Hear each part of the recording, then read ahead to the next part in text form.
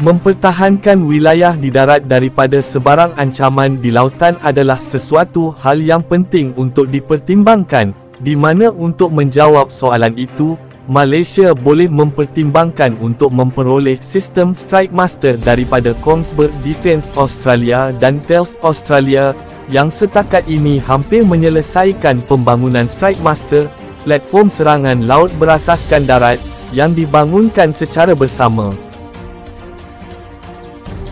Sistem itu, yang mengintegrasikan peluru berpandu NSM ke versi kenderaan PMV Bushmaster daripada Thales Australia, boleh memenuhi keperluan tentera Australia dan pelbagai negara yang berminat untuk memperolehnya bagi keupayaan serangan maritim berasaskan darat, di mana Jabatan Pertahanan Australia berkata bahawa ia sedang mempertimbangkan keperluan sistem pertahanan pantai NSM yang dilengkapi dengan pelancar Lockheed Martin Strike Master, yang boleh dilepaskan daripada sistem HIMARS buatan syarikat itu.